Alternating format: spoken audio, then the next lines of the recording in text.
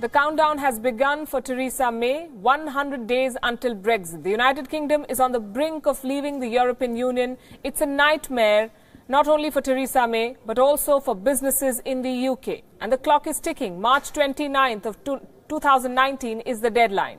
The world's fifth largest economy now faces three choices. 1, agreeing on a last-minute deal. 2, halting Brexit. And 3, leaving without a deal. That seems like the most likely possibility. Extreme times call for extreme measures, and the worst-case scenario is well anticipated. The British cabinet has decided to ramp up preparation for a no-deal Brexit. A whopping €2 billion have been allocated to ministries in case the country leaves the European Union without MPs accepting any deal. 140,000 firms will get an advisory from Theresa May's government. 3,500 troops will be on standby to help the government departments.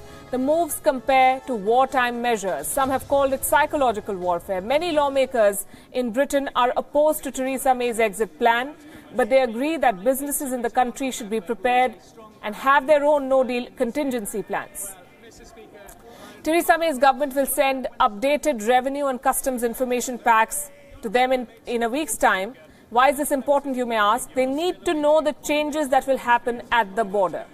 It's not just the business. British citizens are also being advised to go through the government's advisory. They need to know the changes, as we've said, for everything from booking flights to using credit cards. Lives will change in the UK. Out of the €2 billion set aside, about €480 million will go to the Home Office alone. This is amount just for boosting national security and employing border force officers. 3,500 military personnel, which includes logisticians, engineers, infantry units, will be on standby. Preparing for no-deal Brexit is an operational priority. The Health Department has already ordered a full no-deal planning across the National Health Service, the NHS. The European Union has announced that it is implementing the no-deal Brexit plan. The UK plans to store 6 weeks of stockpiled medicines. And storing large quantities of medicines also means the country becomes the biggest buyer of refrigerators in the world. The UK started acquiring many units over the last month. Medicines in storage are crucial because the United Kingdom exports 45 million packs of medicines to the EU, but also imports 37 million from other countries. A prolonged disruption at the border could threaten the supplies of drugs and medicines. Europe's negotiator, Guy Verhofstadt, says that the UK is glorifying the prospect of leaving without a deal. At home, the Labour Party says no-deal Brexit is not viable. They say the Prime Minister has failed in her negotiations. The Liberal Democrats say Prime Minister Theresa May is attempting to scare lawmakers just to make everyone accept her deal. In less than 30 days, they will have a chance to vote on May's deal. The Prime Minister has toned down as well. She will not stop anyone from putting forward potential alternatives to her deal. The Labour Party's Jeremy Corbyn has sought a no-confidence motion. His target seems to be Theresa May, not her government. He's even accused of mouthing, quote-unquote, stupid woman after an exchange with Theresa May. That aside, the Scottish National Party, the Liberal Democrats, even the Greens are backing him. If Corbyn calls for a vote against the government and wins it, there will be a general election. Theresa May has her support bases covered. Her top priority is preparing for a no-deal Brexit. So what does it mean? 1, the border checks will be reintroduced. They could be reintroduced. 2, trade between the UK and the European Union could be affected. 3, special driving permit will be required for UK citizens to travel to countries in the EU. And that's not all. Using phones in the EU could get costlier for Brits. And the most difficult part of this, there will be no transition period. It will happen almost overnight.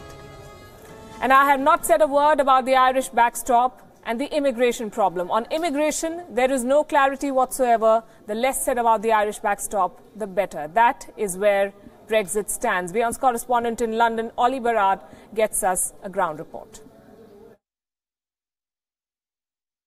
The UK government massively ramping up its no-deal preparations now, with 100 days to go until Brexit, allocating $2.5 billion worth in funding to make sure it can be as prepared as possible in that scenario. The European Union adding a huge amount of detail to its no-deal preparations too, in areas of haulage, the rules it will apply to British hauliers moving goods in and out of the European Union in the months after the no-deal Brexit scenario unfolds in areas of finance, transport, flights, health, citizens' rights, all of these areas covered in great detail by the European Union. The EU making it very clear that its no-deal preparations are designed for the interests of EU member states and not designed to benefit the United Kingdom. It's also making clear that the arrangements it will put in place in a no-deal scenario can be changed or removed unilaterally by the European Union without consultation with the UK. Both sides stressing that they are clear they do not want to end up in a no-deal scenario, that they still hope a deal can be reached. And Theresa May is certainly using her no-deal preparations to convince MPs here at Westminster that they should go ahead and back her deal when it gets to Parliament in the week of January the 14th. She remains hopeful that she can get her deal through Parliament, perhaps with some extra concessions or assurances won over the next couple of weeks. A huge uphill task for her to do so, and so with 100 days to go, those no-deal preparations from the UK and the EU are getting a huge amount of attention because it's becoming a more and more likely scenario. 2 years before the 2014 general election, the then Chief Minister of Gujarat was in Himachal Pradesh.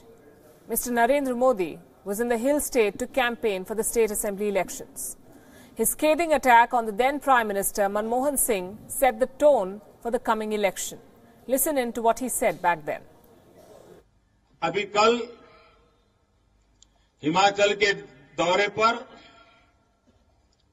Manmohan Singh ji आए थे।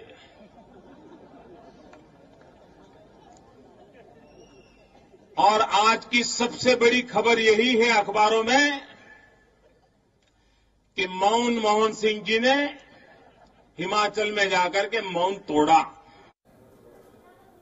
It became a popular jibe that many other BJP leaders went on to deploy. It became synonymous with the UPA's negligence of rampant corruption and sky-high inflation, issues that propelled the BJP to power. 6 years after that verbal attack, Dr. Manmohan Singh has retaliated. At an event in New Delhi, the former Indian Prime Minister said that the quote-unquote silent PM jibe was more fitting for Prime Minister Narendra Modi himself. People say I was a silent Prime Minister.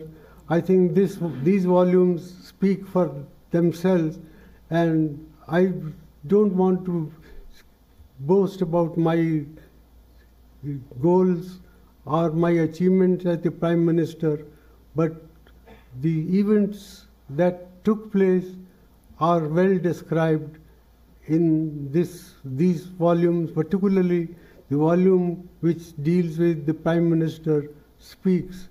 I certainly would like to say that I was not the Prime Minister who was afraid of talking to the press. As you heard him say, he said he wasn't afraid of talking to the press. He claimed he held several press conferences, both at home and after visits to foreign nations. He spoke of a time when his officials weren't too sure of him being able to face the press, but he did. The Congress has, in the past as well, trained guns at what they call the aloofness of Prime Minister Modi. Congress leaders have often called his bi-weekly radio address Mann Ki Baat hollow. Congress chief Rahul Gandhi has slammed the Prime Minister, alleging that his close coterie of friends consists only of industrialists and billionaires. He has been accused of turning a blind eye to farmers, a poll plank that worked to the advantage of the Congress party in the recently concluded assembly election, so much so that BJP governments in 2 states now, Assam and Gujarat, have also decided to follow suit. Chief Ministers Sarbanand Sonowal and Vijay Rupani have announced farm loan waivers in their respective states. The Congress was quick to claim it as a win. Party President Rahul Gandhi took to Twitter saying, and I quote, "The Congress party has managed to wake the chief ministers of Assam and Gujarat from their deep slumber. Prime Minister is still asleep. We will wake him up too." And this came even as his so-called allies gave him a jolt. The Samajwadi Party and the Bahujan Samaj Party have sealed an alliance to contest the 2019 Lok Sabha elections together. The two parties have left just 2 seats, we understand, for the Congress in the state, Amethi, which is represented by Congress President Rahul Gandhi, and Rai Bareli, which is represented by Sonia Gandhi. If early reports are to be believed, the Samajwadi Party and the BSP will try to adjust some smaller political outfits instead of giving prominent seats to the Congress. And that's not an inspiring signal from a state that sends the highest number of MPs to Parliament. This game is expected to become more interesting in the days ahead.